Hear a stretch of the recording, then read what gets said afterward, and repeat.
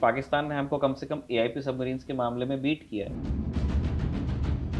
तो अगर पाकिस्तान जैसा मुल्क, जिसको हमारे यहाँ मतलब फेवरेट पास टाइम है कहना कि Pakistan is a failed country, है भी, अगर वो कोई काम कर ले रहे हैं हमसे पहले, तो हमको सोचना पड़ेगा कि यार हम कहाँ गलत जा रहे हैं। हिंड्रेंस क्या थी इस प्रोजेक्ट में? जैसे मैं पढ़ रही थी कि फ्रांस ने नेगोशिएट करने से या आते आते जो वो पीछे हट गया, कि जो रिक्वायरमेंट्स हैं वो बहुत ज़्यादा हाई हैं इंडिया की तरफ से। तो वो क्या रिक्वायरमेंट्स ऐसी थी और क्या ऐसी चीज़ थी जो हिंड्रेंस बन रही थी इस प्रोजेक्ट में? आपने जो स्किल अक्वायर की वो भी नहीं। उसको आपने चूल्हे में डाल दिया। फिर उसके बाद अब जो आपने फ्रेंच लोगों के साथ में बैठ करके जो स्किल अक्वायर की है, आप उसको भी चूल्हे में डाल रहे हो। हम एआईपी बोर्ड्स तब ले रहे हैं जब पूरी दुनिया ही शायद एआईपी से आगे माइग्रेट कर जाएगी। अगले समय की जो तकनीक है ना, जब दुनिया वहां पहुंच जाती है तब हम पीछे के समय की तकनीक पे काम करते हैं। ये एक बड़ा प्रॉब्लम आ रहा है। पाकिस्तान की बराबरी कर लेंगे या उसको बीट कर लेंगे, उसको पीछे कर लेंगे, वो होगा ही। लेकिन हमको कहीं और भी देखना है ना। हमारे ऊपर एक बहुत फ्रेंडली नेबर है जिसका नाम है चाइना। क्या आप उनके हिसाब से तैयारी कर रहे हैं?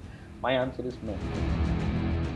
डिफेंस से जुड़े कुछ अपडेट्स इस हफ्ते आए हैं। पहला तो ये है कि रीनीट के एग्जाम के लिए अब जो क्वेश्चन पेपर है वो बाई रोड होकर नहीं, इंडियन एयरफोर्स के प्लेन्स के जरिए आएंगे।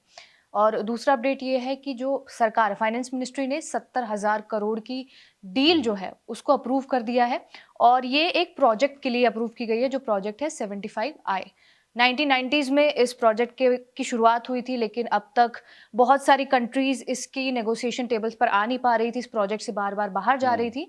अब जाकर जर्मनी की कंपनी थिसेनक्रप जो है सिस्टम्स, वो बनाएंगी। हमारे यहाँ इंडिजीनियस सबमरीन्स 6 सबमरीन्स होंगी और कहा जा रहा है कि 7 साल बाद पहली सबमरीन मिलेगी और उसके बाद एक एक कर कॉन्ट्रैक्ट साइन होने के 7 साल 7 बाद। साल बाद। अभी इसका जो फाइनल अप्रूवल है उस वो कैबिनेट सिक्योरिटी कमेटी के पास जी हाँ, जाएगा। जी उसी के बाद ये प्रोजेक्ट जो है वो फुल फ्लेश जो है शुरू होगा। यस। तो आज फौजी के एपिसोड में इसी प्रोजेक्ट के बारे में जानेंगे, क्यों ये डिले हुआ और अब जो ये प्रोजेक्ट आया है उसमें कौन सी सबमरीन्स बनाई जाएंगी। फौजी की एपिसोड की शुरुआत करते हैं। मेरा नाम रिया है और मेरे साथ है निखिल।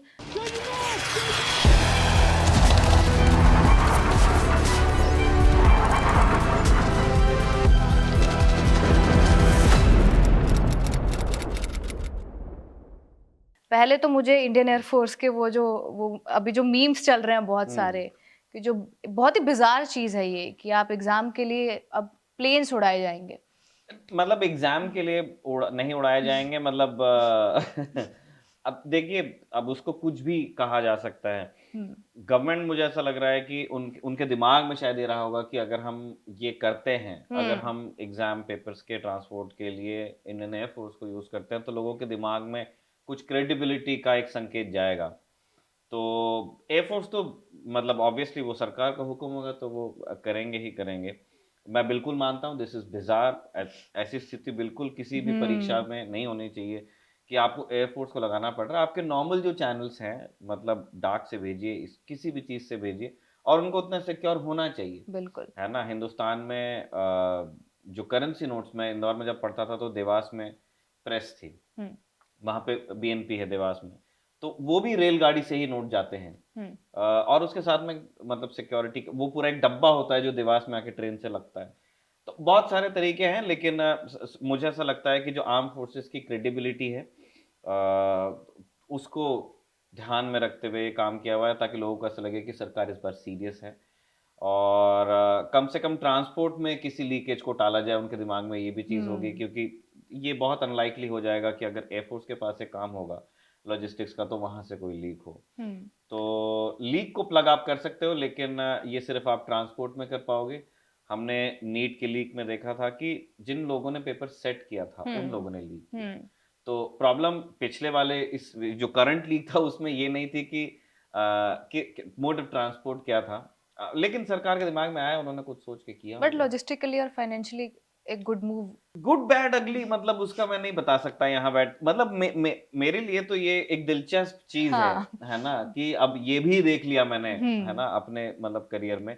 देखिए, कुछ होती हैं रिया इमरजेंसीज, जैसे डिमोनेटाइजेशन जब हुआ, नए नोट तुरंत प्रिंट किए गए और वो करेंसी का पूरे मुल्क में पहुंचना बड़ा जरूरी था। हम्म। वरना फिर वही है कि लोगों के पास में पैसा नहीं होता खर्च करने के लिए। तो नए नए नोट छप रहे थे, हम्म। हमारे जो प्रेस है, और वहां से तब C-130 हमने यूज किए थे। तब एयरफोर्स को ही काम मिला था। तो उसमें दोनों, एक तो सिक्योरिटी वाला मामला था और दूसरा हमको जल्दी करना था। हम्म। तो क्योंकि आर्म फोर्सेस का लॉजिस्टिक आर्म बहुत मजबूत होता है, चाहे वो आर्मी के भी आप ट्रक्स में रखेंगे तो वो एक्सपर्ट होते हैं लॉजिस्टिक्स के, उनको ए टू बी जाना और सिक्योर कोई चीज़ ले जाना उसकी काफ़ी सिखलाई होती है। और सेम विद एयरफोर्स, तब ये किया गया था। अब ये नीट में मतलब इतनी बुरी स्थिति है कि आपको आर्म्ड फोर्सेस की ज़रूरत पड़ रही है। तो it's for people to reflect कि मतलब कैसे चल रहा है काम। बिल्कुल। तो चलिए अभी सेकंड अपडेट पर आते हैं कि प्रोजेक्ट 75 आए, यस। जो 1990s में शुरू हुआ था। सिंधु घोष जो क्लास सबमरीन है उनकी रिप्लेसमेंट के लिए इस प्रोजेक्ट को लाया गया था, लेकिन बहुत सारे डिले हुए। पहले समझना है कि ये प्रोजेक्ट था क्या और ये जी, शुरुआत इसकी कैसे हुई थी। शिशुमार क्लास आप जो कह रहे थे, हाँ। वैसे रिप्लेसमेंट नहीं था रिया। हम्म, हुआ ये कि हमने लेट, आप सही बता रहे थे, 1997 के करीब एक 30 ईयर सबमरीन बिल्डिंग प्रोग्राम की बात हुई थी। एडमिरल विष्णु भागवत होते थे, उन्होंने इस प्लान को आगे किया था और इस पर बात चल रही थी कि हाँ करेंगे नहीं करेंगे। लेकिन फिर कारगिल की लड़ाई होती है ना। तो जैसे सीडीएस और थिएटराइजेशन का आइडिया कारगिल की लड़ाई के नतीजे में हमको मिला, वो एक्सेलरेट हुई वो चीज़, और सोचो एक्सेलरेट होके भी 2019 में हाँ। हुआ। तो same with submarine building programme. तो जब कारगिल की लड़ाई हुई तब तो ये कहा गया कि नहीं नहीं नहीं नहीं, अब बनाएंगे सबमरीन। तो 1999 और अर्ली 2000s में ये लॉक हुआ कि आपको 24 सबमरीन्स हम बनाएंगे 30 सालों में। तो वो 2030 तक के इंडियन नेवी को 24 नई सबमरीन्स आनी थी। अब वो जो 24 हम नई सबमरीन्स बनाना चाहते थे, उसमें से अभी बन पाई हैं 6। और वो 6 मडगांव डॉक लिमिटेड है मुंबई में, वहाँ बनी।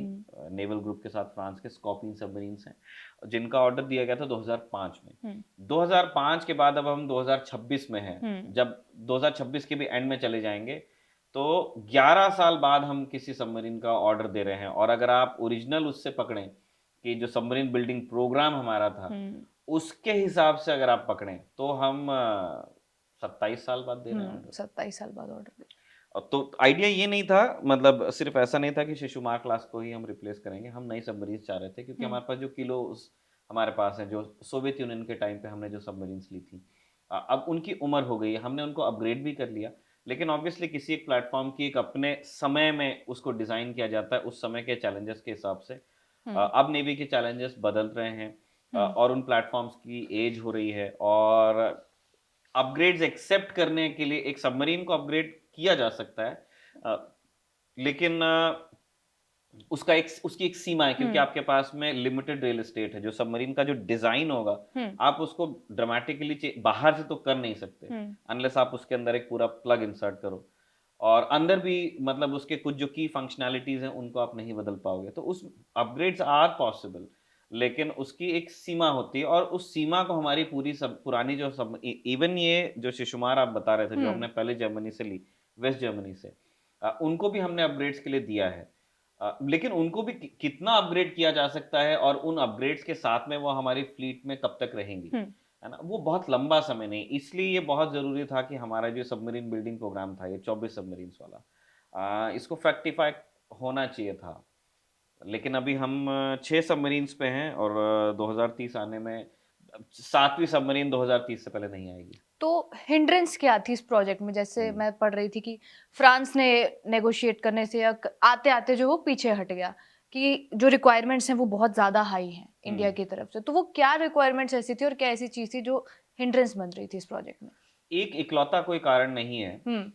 ये बिल्कुल है, ये लेकिन जो आप बता रहे हैं ना कि जैसे ये बाहर के जो, जैसे नवांशिया था, और नेवल नवांशिया ने बिड किया था, उन्होंने एलएनटी के साथ में किया था, और नेवल ग्रुप जो है, जो फ्रेंच लोग हैं, उन्होंने भी इंटरेस्ट दिखाया था, एक रशियन ग्रुप भी था, और फिर ये टीकेएमएस भी था। तो टीकेएमएस जो थिसन ग्रुप मरीन है, थिसन ग्रुप मरीन ही वो कंपनी है जिसके पास में हमने जिनसे हमने पहले शिशुमार क्लास की वो जो 4 सबमरीन्स हमने ली थी, जिसमें से 2 एमडीएल में बनी, तो वो एचडीडब्ल्यू है, तो होवाल्सबर्ग डॉयच वर्फ्ट, ये उसका एचडीडब्ल्यू। तो ये एचडीडब्ल्यू का बिजनेस अब टीकेएमएस के पास है, तो टीकेएमएस वालों ने भी बिड किया था। और ये बात सही है कि कंसोर्शियम्स बने थे और उन्होंने अपनी टेक्निकल बिड्स दी थी, लेकिन सारे ही वेंडर्स की शिकायत थी कि नेवी ने जो स्पेसिफिकेशंस रखी हैं और नेवी जिस तरह से चाहती है कि एक प्रूवन प्लेटफॉर्म होना चाहिए उनके स्पेसिफिकेशन के हिसाब से, सारे वेंडर्स का कहना था कि ये कहीं है नहीं, मतलब इस सबमरीन को बनाना पड़ेगा। तो जो बनाना पड़ेगा उसके आधार पर आप अर्हता कैसे तय कर सकते हो। तो उस चक्कर में ये हो रहा था कि सारे ही वेंडर्स की हमारे जो टेक्निकल बिड्स हैं वो पीछे जा रही थी। फिर कुछ बैक एंड फोर्थ हुआ, दो कंसोर्शियम शॉर्टलिस्ट किए गए, एक नवांशिया प्लस एलएनटी का था और दूसरा एमडीएल प्लस टीकेएमएस का था। इन दोनों में से फिर फाइनली चुना गया, सरकार ने चुना एमडीएल प्लस टीकेएमएस को। इसको चुन लेने के बाद में फिर जैसे एक बार सरकार ने ये तय कर लिया कि आपको एमडीएल और टीकेएमएस के साथ ही ये 6 सबमरीन्स बनानी जिनमें एआईपी प्लग होगा। उसके बाद में फिर अलग अलग अप्रूवल्स थे, जैसे अब ये जो राहुल सिंह की जिन खबर को हम कोट कर रहे हैं, उन्होंने हिंदुस्तान टाइम्स में जो अपना आर्टिकल लिखा है उनका स्कूप ये है कि मिनिस्ट्री ऑफ फाइनेंस ने अप्रूव कर दिया है इस 70,000 करोड़ को। क्योंकि ऑब्वियसली नेवी अपने टेक्निकल स्पेसिफिकेशंस दे सकती है, लेकिन पैसे की जो बात है वो मिनिस्ट्री ऑफ फाइनेंस उसको ग्रीन लाइट करती है कि हाँ हम इतना पैसा इस मिनिस्ट्री के प्रोजेक्ट में दे रहे हैं। वो मिल गया है। और अब ये आखिरी मेजर अप्रूवल था। डीएसी से तो ये डील पहले ही अप्रूव हो चुकी है, उसके बाद ही यहाँ पे गई थी, फाइनेंस ने कह दिया है कि हम 70,000 करोड़ रुपए दे सकते हैं। अब एक लेवल का अप्रूवल और है, अब सीसीएस बैठेंगे, सीसीएस के सारे मेंबर्स बैठेंगे साथ में। सीसीएस में आपके मिनिस्टर फॉर डिफेंस होते हैं, राजनाथ सिंह होंगे उसके अंदर, प्राइम मिनिस्टर होते हैं मनमोहन सिंह होंगे, कैबिनेट सेक्रेटरी उसमें बैठेंगे और निर्मला सीतारमन बैठेंगी, मिनिस्टर फॉर फाइनेंस, और होम मिनिस्टर भी उसमें होंगे। तो ये जो एपेक्स बॉडी है ना, और फिर इनके एडवाइजर्स भी होते हैं ऑब्वियसली, सीसीएस को कुछ एडवाइस एनएसए की तरफ से भी मिलती है। तो ये लोग बैठ के आप फाइनल कॉल ये लेंगे, और जब सीसीएस से ये अप्रूव हो जाएगा उसके बाद फिर कॉन्ट्रैक्ट अवार्ड किया जा सकता है। क्या होगा इन सबमरीन्स में? कुछ 60-40 वाला चल रहा है कि 60 शायद इंडिजीनियस होंगी, 40 वो लोग बनाएंगे। टेक्नोलॉजी ट्रांसफर को लेकर क्या चीजें हैं? उसमें देखिए, टेक्नोलॉजी ट्रांसफर तो हम हमेशा से सारे वेंडर्स को मांगते आए हैं, जब जितनी हमने सबमरीन्स बनाई है ना। एमडीएल में जो सबमरीन्स बनी थी शिशुमार क्लास की, हमने उसमें टेक्नोलॉजी ट्रांसफर मांगा था, तो उन्होंने किया था जर्मन्स ने, वेस्ट जर्मनी ने। फिर उसके बाद जब हमने स्कॉर्पियंस एमडीएल में बनाई तो उसमें भी टेक्नोलॉजी ट्रांसफर मांगा गया था, और इसमें भी होगा। लेकिन वो टीओटी, अब जैसे बोलने का टीओटी कुछ होता है और होने का टीओटी कुछ और होता है। टेक्नोलॉजी ट्रांसफर्स हम पहले भी फौजी में कह चुके हैं कि बहुत फीजिबल नहीं होते हैं, क्योंकि जो एकदम जो प्रोप्राइटरी टेक्नोलॉजी होती है वो तो वेंडर शेयर करता भी नहीं है। बिल्कुल। कुछ अगर वो 2-3 चीजें आपको बता भी देगा, तो फिर वो आपको लाइसेंस प्रोडक्शन के लिए बताएगा। ऐसा नहीं होगा कि आप उस डिजाइन के आधार पे खुद बना के कुछ एक्सपोर्ट कर दो, या अगर आप करोगे तो वो अगेन फिर उसको जाएगा। इंटेलेक्चुअल प्रॉपर्टी राइट्स आपके नहीं आते हैं। तो ये तो हुई टेक्नोलॉजी ट्रांसफर की बात। कुछ चीजें वो जरूर सिखाते हैं। हमने शिशुमार बनाते हुए कुछ चीजें सीखी थी, हमने स्कॉर्पियन बनाते हुए कुछ चीजें सीखी थी। ऑब्वियसली हम जब ये सबमरीन्स आएंगी 75I की, HGW की होंगी, ये हम टाइप 214 जो है वहाँ पे जो एक्सपोर्ट वेरिएंट है HGW की, जो सबमरीन्स जाती है जर्मन नेवी को, उनका एक्सपोर्ट वेरिएंट है टाइप 214। उसमें कुछ इंडियन स्पेसिफिकेशंस उसमें डाले जाएंगे और उस डिज़ाइन पे ये बनेगी। तो ऑब्वियसली हम इसमें भी कुछ सीखेंगे। जो ज़्यादा चीज़ पॉसिबल है टीओटी की जगह, वो ये है कि इंडिजिनाइजेशन हो पाता है। इंडिजिनाइजेशन में क्या होता है कि सबमरीन के कई चीज़ें हैं। सबमरीन में एक तो उसका स्ट्रक्चर है, जो हल है, जो बोट है, वो बहुत सारी चीज़ें हैं उसके अंदर। उसका प्रपल्शन है, एक डीजल इंजन है, उस डीजल इंजन से एक मोटर जुड़ी हुई है, उस मोटर के पीछे फिर उसका प्रोपेलर लगा हुआ है, बहुत सारी प्लम्बिंग ट्यूबिंग उसके अंदर, एयर कंडीशनिंग उसके अंदर होती है, गैली होती है जिसके अंदर खाना बनता है सेलर्स के लिए, या और उस बंक्स होते हैं जिसमें सेलर्स रहते हैं, एक तरह से क्वार्टर्स हो गए उनके। फिर उसके बाद में आपको फिर जो सर्वेलेंस के लिए आपको चीज़ें चाहिए, आपको सोनार चाहिए, है ना, टॉर्पीडोज आपको चाहिए, फिर उसके लिए फायर कंट्रोल सिस्टम्स चाहिए, ताकि एक सबमरीन देख सके कि उसका टारगेट क्या है, उसको कौन सा वेपन यूज करना है, और अपने वेपन को डायरेक्ट कर सके। उसके लिए पूरा एक जैसा आपने फिल्मों में हो सकता है आपने देखा हो, हंट फॉर रेड अक्टूबर में है या क्रिम्सन टाइड में है, कि वो लाल लाइट जलता रहता है, बहुत सारे सिस्टम्स होते हैं, वैसा एक्चुअल सबमरीन्स के अंदर होता है। तो वो है उसका वो जो नर्व सेंटर है। उसके अलावा फिर आपको नेविगेशन चाहिए, क्योंकि सबमरीन में कोई विंडोज नहीं है बाहर देखने के लिए, और आप बाहर दुनिया से कम्युनिकेट करते नहीं हो, तो उसका एक इनर्शियल नेविगेशन होता है। तो ये सारी चीजें हैं, तो इनमें से कुछ चीजें ऐसी हैं जो पेरिस्कोप, इनमें से कुछ ऐसी चीजें हैं जो हिंदुस्तानी जो कंपनीज हैं वो बनाने लगी हैं। और हिंदुस्तानी वेंडर्स बनाते हैं उनको, और हिंदुस्तानी इंजीनियर्स और साइंटिस्ट उस पर काम भी कर ले रहे हैं। टॉर्पीडोज शायद। टॉर्पीडो प्रोग्राम हमारा चल रहा है, हाँ। चल रहा है। हमने बहुत सारी चीज़ें बनाई हैं और बहुत सारी चीज़ें हमारे बनने की हैं। जैसे इलेक्ट्रिक सिस्टम्स बहुत सारे हमारे यहाँ बीएल और भेल बनाने लगे हैं। जो गोदरेज वो बना लेता है, जो फैब्रिकेशन वाली चीज़ें होती है, जो आपके अंदर जो बंक्स वगैरह होते हैं। और इसी तरह के कई इंडियन वेंडर्स ने, हल में कुछ कंट्रीब्यूशन मैंने सुना कि एल&टी के लोगों का भी रहा है। तो इस तरह से, तो जो इंडिजेनाइजेशन की जो बात है कि कितना इंडियन कंपोनेंट होगा, 75 आई की शर्त रखी गई थी कि जो पहली बोट आएगी, पहली सबमरीन में 40% होगा, 45% होगा सॉरी, और उसके बाद जो 6th बोट जब डिलीवर होगी तब तक उसको बढ़ाते हुए आप 60% पर लेके चले जाओगे। तो ये है इंडिजिनाइजेशन और टेक्नोलॉजी ट्रांसफर का। तो हम ज्यादा परफेक्शन पे फोकस कर रहे हैं अभी, टाइमली डिलीवरी से ज्यादा? नहीं, दोनों चीजें हम साथ में कर रहे हैं। ओके। दोनों चीजें हम साथ में कर रहे हैं। टाइमली डिलीवरी वाली चीज तो ऐसा है कि देखिए रिया, सबमरीन से एक ऐसी चीज होती, फाइटर जेट भी खरीदना इजी है ना।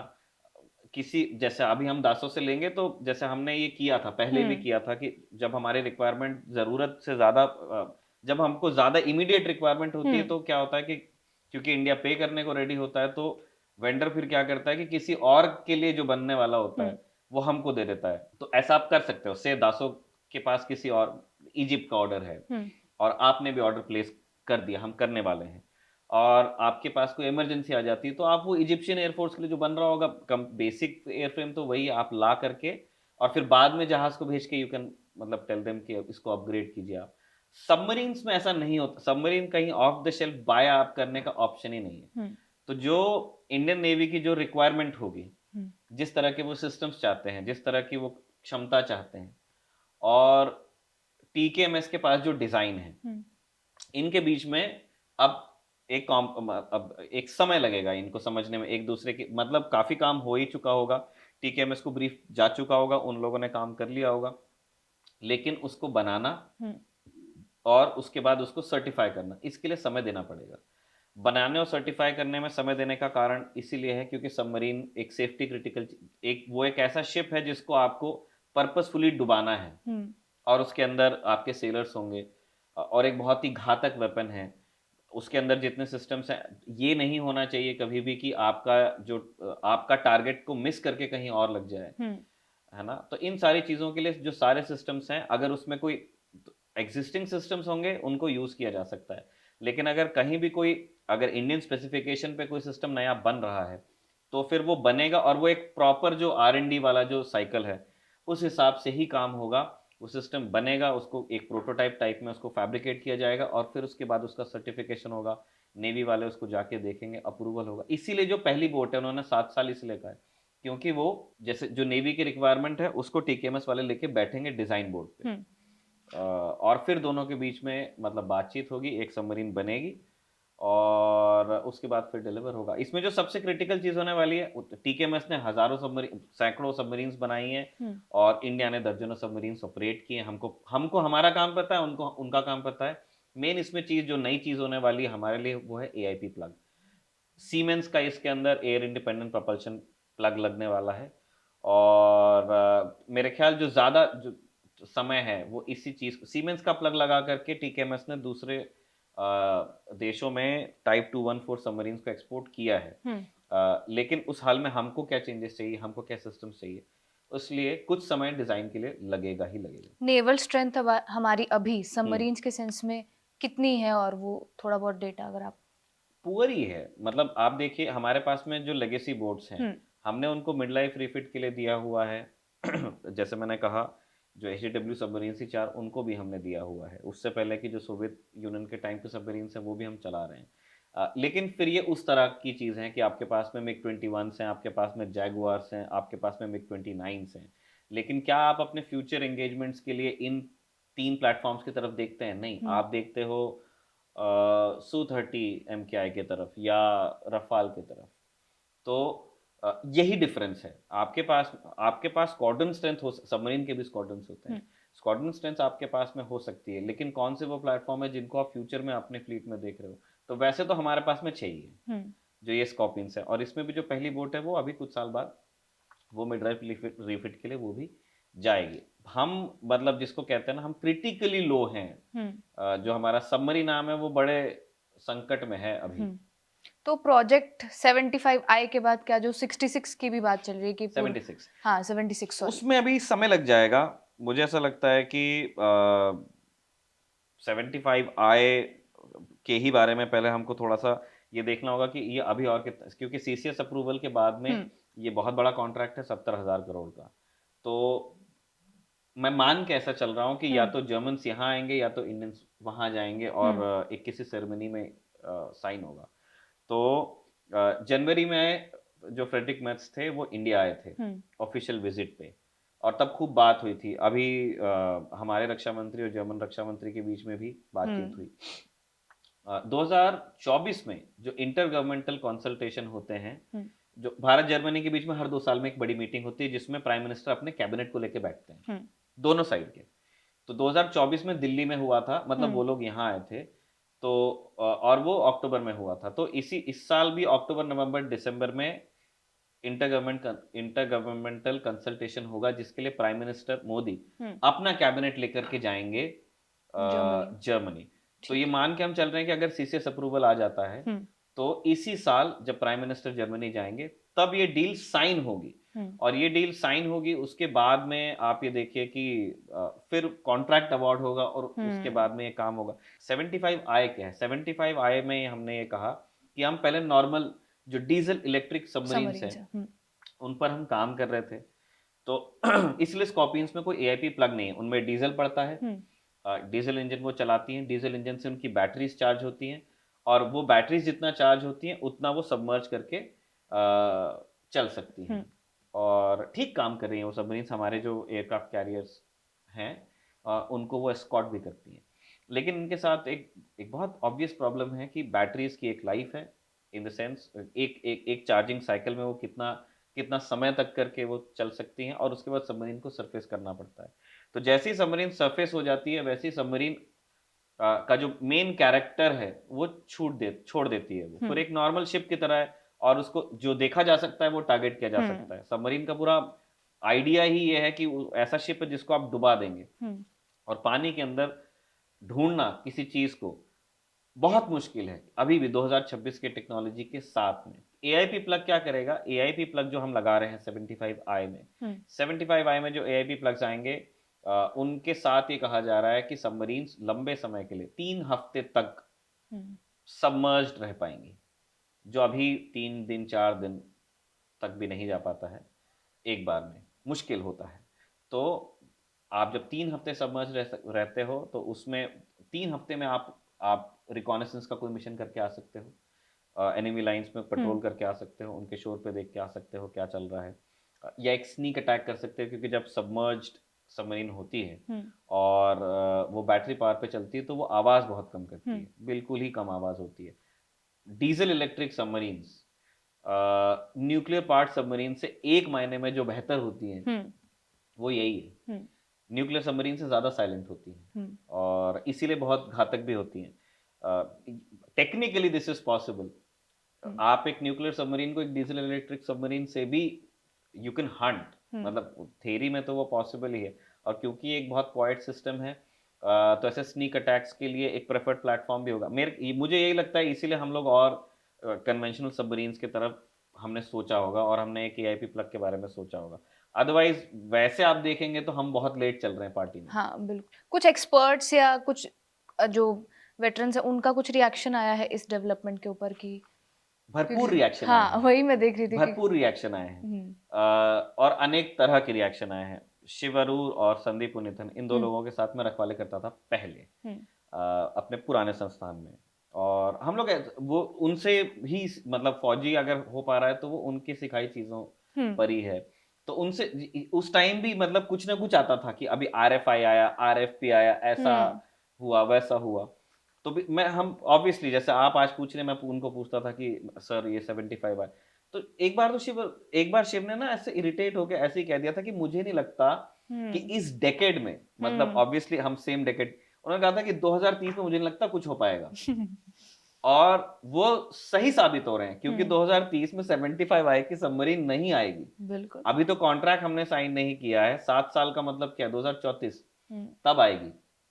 26 तो खत्म हो जाएगा, 27, 28, 29, 30, 33, चलो इस डेकेड में नहीं आएगा। तो उन्होंने सोशल मीडिया पे एक पोस्ट भी किया है। उन्होंने लिखा है कि जब 75 आए की बात हुई थी, वो 19 साल के थे। और मैं एक बार ना एक खोल ही लेता हूँ। शिव लिख रहे हैं कि I was 19 years old when the 75I submarine program was approved by the government. I will be 53 years old when the first submarine is delivered according to the bill of peace by Rahul Singh. तो वो बताया कि 19 साल के थे, पहली submarine आएंगे तो 53 साल के हो जाएंगे। ऐसे ही मैं देख रहा था इन आर डिफेंस, एक इंडिया टुडे पे पॉडकास्ट आता है, उसमें संदीप फीचर होते हैं। वहां पे भी मतलब एंकर ने पूछा था उनको, और ये कुछ टाइम पहले की बात है, सबमरीन्स को लेके कुछ बात चल रही थी।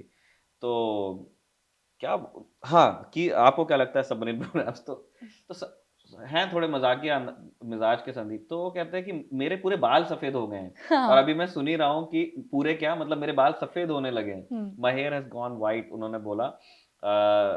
इस प्रोग्राम के बारे में सुनते सुनते उन्होंने कहा कि जब तक ये पूरा होगा शायद मेरे सारे बाल चले जाएंगे। हाँ, तो ये एक एक एक जिसको कहते हैं ना, ये एक प्रॉब्लम है हम लोगों के साथ में, कि हमारे यहाँ वो जैसे फौज में बोलते हैं ना, बातें कम काम ज्यादा, तो वो हो नहीं पाता है, बिल्कुल। कम से कम एक्विजिशंस के बारे में। और ऐसा नहीं है कि हर किसी को यही प्रॉब्लम आ रही है। अगर आप एक वो, हमारे पास में अच्छे एग्जांपल्स भी हैं। अच्छा, आप इंटरेस्टिंग रिएक्शंस, अगेन संदीप ने ही फ्लैग किया था कि पहले हम एमडीएल में हमने 81 में एचडीडब्ल्यू के साथ में सबमरीन डील साइन की। मतलब हम एक जर्मन प्रोडक्शन पाइपलाइन लेके आए एमडीएल में, मुंबई में। उसके बाद में हमने 2005 में फ्रेंच लोगों के साथ में डील साइन की, नेवल ग्रुप के साथ में। फिर हम एक फ्रेंच प्रोडक्शन लाइन लेके आए, कहाँ, एमडीएल में। फिर उसके बाद में 2026 में हम क्या करने वाले हैं, हम फिर से एचडीडब्ल्यू के साथ, एचडीडब्ल्यू का नाम आज टीकेएमएस है, उन्होंने एक्वायर कर लिया है। हम एक फिर से एक जर्मन सिस्टम के साथ में जा रहे हैं। इसका मतलब क्या है, ऐसे ऐसे ऐसे हम जगल कर रहे हैं, बैक एंड फोर्थ। इन सारी चीजों की वजह से प्रॉब्लम है। और अगर आप दूसरे देशों के उदाहरण देखेंगे जो सीरियस हैं इस चीज को लेके, और लोग गालियां देंगे, लेकिन कहना पड़ेगा हमें कि पाकिस्तान ने हमको कम से कम एआईपी सबमरीन्स के मामले में बीट किया है। बिल्कुल। पाकिस्तान के जो हंगर क्लास सबमरीन्स हैं, बिल्कुल वो चाइनीज लोग उनको बना के दे रहे हैं, लेकिन कुछ जॉइंट प्रोडक्शन है, कराची में वो सबमरीन्स बनती हैं, चाइनीज डिजाइन पे बनती हैं, चाइनीज इंजीनियर्स आके बना रहे हैं। पर वो सबमरीन्स भाई कौन बना रहा है, किसने बनाया, किसने कितना बनाया, से ज्यादा इंपॉर्टेंट है कि क्या आपकी नेवी के पास में वो प्लेटफॉर्म है जिसकी उसको जरूरत है। 8 हंगोर सबमरीन्स की उनकी बात हुई थी चाइना के साथ में, जिसमें से 4 वो बना चुके हैं, जिसमें से एक अभी एक्टिव है। तो अगर पाकिस्तान जैसा मुल्क, जिसको हमारे यहाँ मतलब फेवरेट पास टाइम है कहना कि Pakistan is a failed country, है भी, अगर वो कोई काम कर ले रहे हैं हमसे पहले, तो हमको सोचना पड़ेगा कि यार हम कहाँ गलत जा रहे हैं। साउथ कोरिया का एग्जाम्पल हमारे पास है। ये जो सबमरीन हम देख रहे हैं, जो एचडब्ल्यू सबमरीन की जो जिस सीरीज को हम अभी डिस्कस कर रहे हैं, तो 1960s में वेस्ट जर्मनी और ईस्ट जर्मनी था, और कोल्ड वॉर चल रहा था, आधे इधर आधे उधर टाइप का मामला था। तो जो वॉर्सो पैक्ट कंट्रीज थी, तो ये बाल्टिक सीज को ये लोग पेट्रोल करते थे, मेडिटेरेनियन में आते थे। तो 1960s में एक टाइप 206 सबमरीन बनाई गई थी एचडब्ल्यू द्वारा, जर्मनी में ही। तो वो एक छोटी सबमरीन थी, और उसको इसी तरह बनाया गया था कि वो शैलो वाटर्स में काम कर सके, बाल्टिक सी में गहराई बहुत ज्यादा नहीं है। और उन्होंने उस टाइम के हिसाब से नॉन मैग्नेटिक स्टील उन्होंने यूज किया था कि सबमरीन को ट्रैक करने में मुश्किल हो। फिर उसके बाद में आप देखते हो वो उसको डेवलप करते हैं, उस डिजाइन को थोड़ा डेवलप करते हैं, और 1968 से वो एक्सपोर्ट करना चालू करते हैं, जर्मन्स, वेस्ट जर्मन्स। तो वो टाइप 206 वो खुद यूज कर रहे हैं, टाइप 209 उन्होंने बना करके एक्सपोर्ट करना किया भी शुरू कर दी। ठीक है। अब ये 15, और ये सबसे ज्यादा एक्सपोर्ट हुई सबमरीन्स में से 15 मुल्कों ने खरीदा उसको। अर्जेंटीना ने लिया, ब्राजील ने लिया, चिली ने लिया, कोलंबिया ने लिया, इक्वाडोर ने लिया, इजिप्ट ने लिया, ग्रीस ने लिया, इंडोनेशिया ने लिया, पेरू ने लिया, साउथ अफ्रीका ने लिया, बोलीविया ने लिया, टर्की ने लिया, इंडिया ने भी लिया, और साउथ कोरिया ने भी लिया। हमने ली टाइप 209, साउथ कोरिया ने ली टाइप 209। हमने क्या किया और उन्होंने क्या किया। जैसे हमने एक 30 ईयर सबमरीन बिल्डिंग प्रोग्राम में हम 24 बनाना चाहते थे, वैसे साउथ कोरिया का भी इन 30 सालों में 21st सेंचुरी के वो 27 बनाने का उन्होंने टारगेट रखा था। पैरेलली चल रहा था वो। 999 ओके। ऑलमोस्ट पैरेलल हो गया। हम 99 में है, वो 2000 के मतलब उन्होंने 90s में से वो लगे हुए थे, लेकिन उनका भी जो सबमरीन बिल्डिंग प्रोग्राम था वो भी 27 सबमरीन्स का ही था और उसमें भी उन्होंने 31 साल ही लिए हैं। उन्होंने क्या किया, उन्होंने सबसे पहले 209 सबमरीन्स ली, फिर उसके बाद में उन्होंने जब सन 2000 में 1998 में जर्मनी ने अपने लिए एक नई सबमरीन बनाई टाइप 212A और इसमें उन्होंने एआईपी लगाया एआईपी लगवा दी। या एआईपी पे तब उन्होंने काम करना चालू किया था। और इसमें भी उन्होंने अगेन नॉन मैग्नेटिक स्टील, ये नॉन मैग्नेटिक स्टील वो लोग एक्सपोर्ट नहीं करते हैं एचडीडब्ल्यू वाले। सन 2000 में उन्होंने क्या किया, इसका एक एक्सपोर्ट वेरिएंट बनाया टाइप 214। साउथ कोरिया ने इस टाइप 214 को इंपोर्ट किया इन द सेंस उन्होंने एक प्रोडक्शन एग्रीमेंट किया और टाइप 214 की भी जो खरीदने वाले भी वही थे जिनका नाम हमने पहले बताया आपको। ग्रीस ने लिया, साउथ कोरिया ने लिया, पोर्चुगीज ने लिया, टर्की ने लिया और इसके अंदर सीमेंस का ये लगा हुआ है। ये टाइप 214 के ही डिजाइन में चेंजेस होंगे, कुछ हमारे स्पेसिफिकेशन जाएंगे, कुछ वो नई चीजें करेंगे, वो इंडिया को मिलेगा। अब साउथ कोरिया ने क्या किया, साउथ कोरिया ने टाइप 209 लिया, सन 2000 में टाइप 214 लिया जिसकी 9 सबमरीन्स उन्होंने बनाई और इसके आधार और इसको इन्होंने क्या किया, इन्होंने सबसे पहले ये 9 सबमरीन्स की बात थी तो इन्होंने पहली 3 सबमरीन्स हंडे को बनाने के लिए दी और बाद की जो 6 सबमरीन्स थी जब उनको डिजाइन पे थोड़ी सी मास्टरी आई उन्होंने आधी 3 हंडे को दी, 3 दाइवो को दी। ये दोनों शिप बिल्डिंग यार्ड्स हैं। इससे जो उनको एक्सपीरियंस मिला, उन 18 सबमरीन्स वो लोग या तो खरीद चुके थे या तो बना चुके थे। उसमें ऑब्वियसली एचडीडब्ल्यू के लोग आते थे यहाँ पे या टीकेएमएस के लोग आते थे और उन्होंने अपने 2 शिपयार्ड्स को रखा, हंडे को रखा और दाइबू को रखा। उसके बाद जो केएसएस 3 है मतलब उनकी जो 19वीं से लेकर जो 27वीं सबमरीन होने वाली है वो उन्होंने अपने यहाँ बना ली है, डिजाइन कर ली है, बना ली है, इंडक्ट कर ली है और उसमें उनका अपना अपना उनका साउथ कोरियंस का अपना एआईपी प्लग उसके अंदर लगा हुआ है। और जो ये टाइप 214 सबमरीन थी उससे बड़ी सबमरीन है, वो 3000 टन से ज्यादा की है और 2014 से वो इसको बना रहे हैं और ये सबमरीन उन्होंने इतनी बड़ी बनाई कि वो इससे बैलिस्टिक मिसाइल्स भी फायर करने के बारे में सोच रहे हैं। उन्होंने बैलिस्टिक मिसाइल्स के लिए ही बनाई है। तो ये होता है, हमारी तरह कोरियंस ने भी खरीदा जो उनके पास में नहीं था, फिर उसके बाद हमारी तरह वो भी ज्वाइंट प्रोडक्शन में गए, लेकिन उन्होंने इतने लंबे गैप्स नहीं दिए कि एक डील आपकी 81 में हो रही है, फिर आपकी 2005 में हो रही है, फिर उसके बाद आप 2026 में मतलब कोई तारतम्यता नहीं है।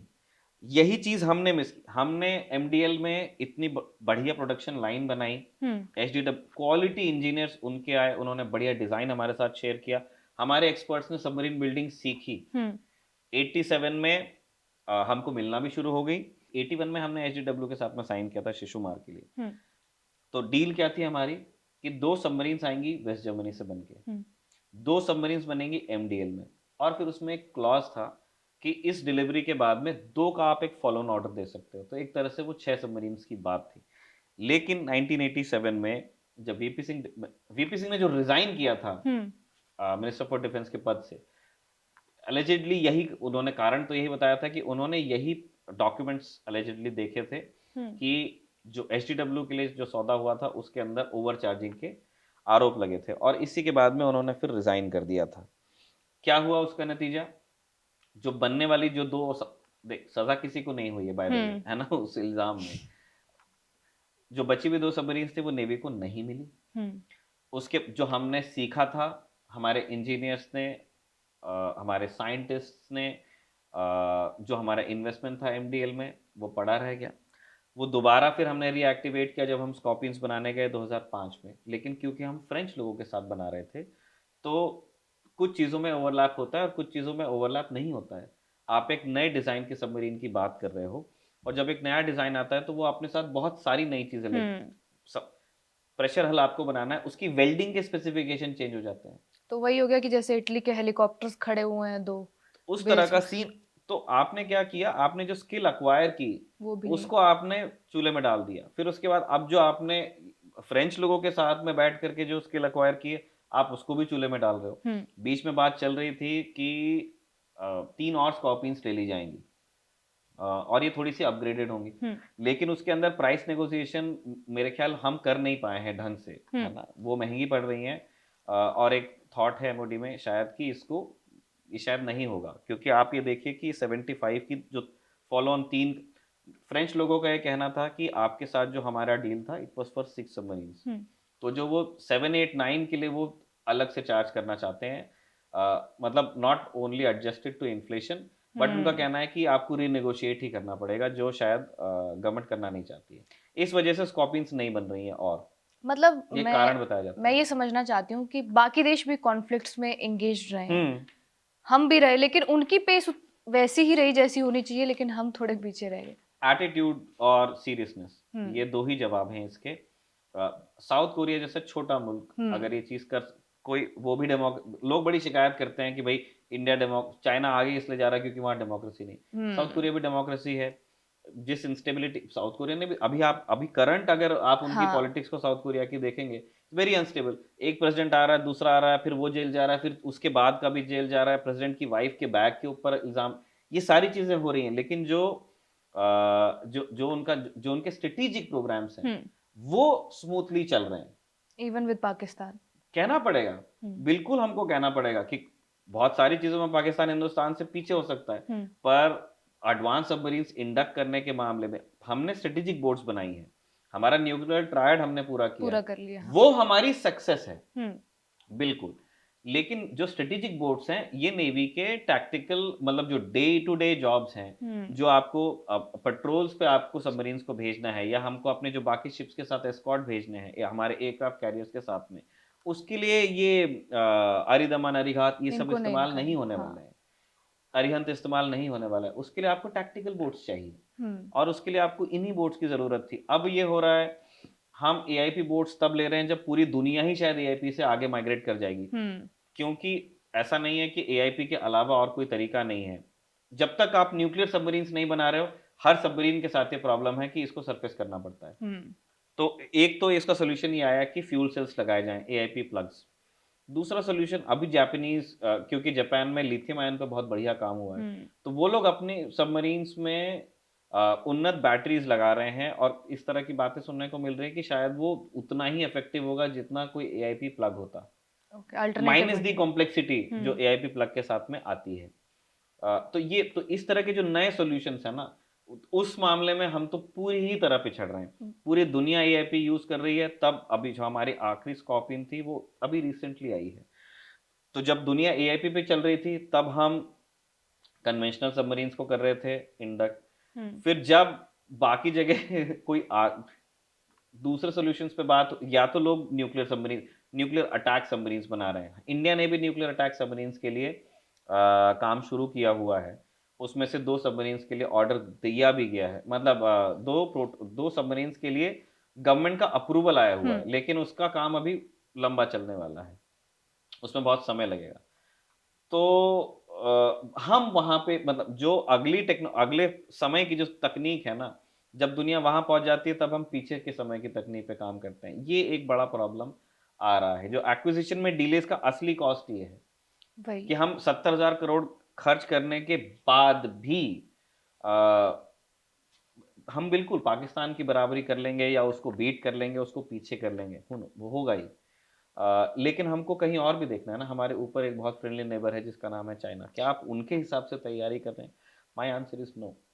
और ये 70,000 करोड़ भी पहले मैं देख रही थी 35-40 में, हाँ हाँ, उससे बिल्कुल जाके ऐसे ही अब था। जाके 70,000 हुआ है। तो अगर शायद थोड़ी पहले कर लिया होता तो ये बजट भी थोड़ा कम होता। और इसका किसी के पास जवाब नहीं है कि ये डिले का एग्जैक्ट रीजन क्या है। बहुत पर्टिनेंट क्वेश्चंस लोगों ने पूछे हैं, और जैसे मैंने आपको बताया, साउथ कोरियंस ने तो एक लीनियर तरीके से काम किया। उन्होंने कुछ सबमरीन्स को खरीद के लाए, फिर वो जॉइंट प्रोडक्शन में गए, और उससे जो अनुभव उनको मिला उससे उन्होंने अपने लिए एक बड़ी सबमरीन बना ली, एक ज्यादा एडवांस सबमरीन बना ली। हमने एक तो वो किया नहीं। दूसरा, अच्छा जो आप कर रहे थे, आपने 2005 में 75 को अप्रूव किया। हाँ, अप्रूव कर दिया। वो सबमरीन्स आने लगी, अभी सर्विस में है, और अभी अंटिल रिसेंटली वो इंडक्ट हो रही थी, जिसके बाद में लोग पूछने लगे थे कि अब एमडीएल की उस डॉक का क्या होगा। हम्म जब आपने देख लिया था कि 75 आए जो हम्म एआईपी सबमरीन्स की जो डील है उसमें समय लगेगा, हम्म तो आपको बहुत पहले फ्रेंच लोगों से बात करना शुरू कर देना चाहिए था। नेगोशिएशन पहले हो। नेगोशिएशंस में आप चले जाते। संभव था कि जब तक कि सिक्स्थ बोट इंडक्ट होती या वो सी ट्रायल्स के लिए जाती, जब वो गोदी खाली हुई है, जो डॉक खाली हुआ है ना, तब तक के आपके अगर फ्रेंच लोगों के साथ में आप अगर कोई डील क्रैक कर लेते, आपके नेगोशिएशंस पूरे हो जाते, आपने टेक्निकल स्पेसिफिकेशंस उनके साथ में लॉक कर लिए होते, तब क्या होता कि हम जो वेंडर है नेवल ग्रुप और जो एमडीएल है हमारे अपने इंजीनियर्स, इनका टाइम खोटी नहीं। अभी ये बैठे हुए हैं और उनके पास काम है, बैठे हुए का मतलब ये नहीं है कि कुछ कर नहीं। आइडल। ऑब्वियसली जो आपके जो एचडीडब्ल्यू सबमरीन्स हमारे पास में है वो एमडीएल में ही अपग्रेड हो रही है विद हेल्प फ्रॉम एचडीडब्ल्यू, तो ये सारे उनके पास में काम है। लेकिन मैं बात कर रहा हूँ नए प्लेटफॉर्म्स के निर्माण की, वो काम रुका हुआ है, आपने वो नहीं किया। अच्छा ठीक है, आपको स्कॉर्पियन नई नई बनानी थी तो आप 75 आए ही जल्दी कर ले, वो भी नहीं किया।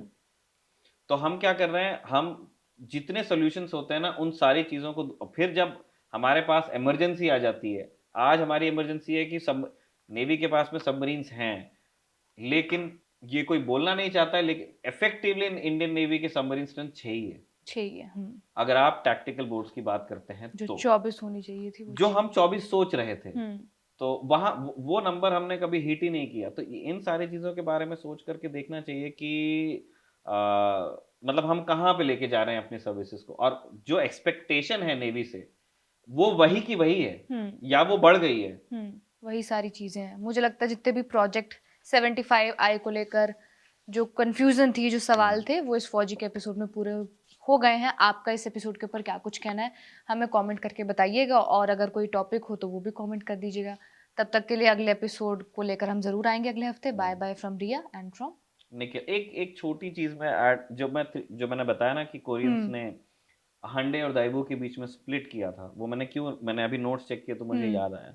बहुत लोगों के दिमाग में ये भी थी बात, और कई लोगों ने कहा भी कि आप ओईएम बाहर से लेना चाहते हैं, फाइन, ठीक है, मैं साहब बाहर से लेना चाहते थे तो आप बाहर का कोई वेंडर पिक कीजिए। लेकिन एक बार जब आपने, और मेन क्योंकि वो अपने साथ अपना एआईपी प्लग लेके आएंगे, नॉर्मल सबमरीन्स तो इंडिया में भी की जा सकती थी डिजाइन, हम कर ही रहे थे, इसलिए हमने एक बाहर का वेंडर लिया। तो बाहर का वेंडर एक बार जब आपने थिसन ग्रुप डिसाइड कर लिया, तब ये कर लेना चाहिए था कि आधा ऑर्डर आप दे रहे थे एमडीएल को और आधा ऑर्डर आप दे रहे थे किसी और फर्म को। उससे ये होता कि आप पैरेलल प्रोडक्शन में जा सकते थे। बिल्कुल। जो अगेन हमने नहीं किया। मतलब जो सारे जितने जो अच्छे सुझाव जितने भी थे वो नहीं माने गए हैं कम से कम इस डील में। तो इसी नोट पर हम इस एपिसोड को कंक्लूड करते हैं। नेट अच्छी बात है कि फाइनली फाइनेंस मिनिस्ट्री ने इसको अप्रूव कर दिया है। हम उम्मीद करते हैं कि जल्द से जल्द प्रधानमंत्री की अध्यक्षता का सीसीएस इसको अप्रूव करे, और जैसा कि हम अंदाज़ा लगा ही रहे हैं कि इस साल के अंत से पहले प्रधानमंत्री जर्मनी जाएं और वहाँ पर ये डील अगर साइन हो जाए, कॉन्ट्रैक्ट अवार्ड हो जाए तो काम शुरू हो सके। कुछ देरी हो गई है, लेकिन अब जब जिसको कहते हैं देर आए, अब ये दुरुस्त कितना आएगा वो अब आने वाले वो हमको टाइम बताएगा कि क्या जो अभी हमको टाइमलाइंस बताई गई हैं कि पहली सबमरीन 7 साल बाद आएगी, उसके बाद सारी सबमरीन्स एक एक साल में आने लगेंगी। अगर हम इस डेडलाइन को भी हिट कर लेते हैं तब भी मैं कहूँगा कि ये अच्छी डील है। और लेकिन अगर हम इसको भी नहीं कर पाते हैं तब तो फिर मतलब फिर इस देरी से हमको कुछ हासिल नहीं होगा। बिल्कुल। ठीक है जी, फिर बाय बाय।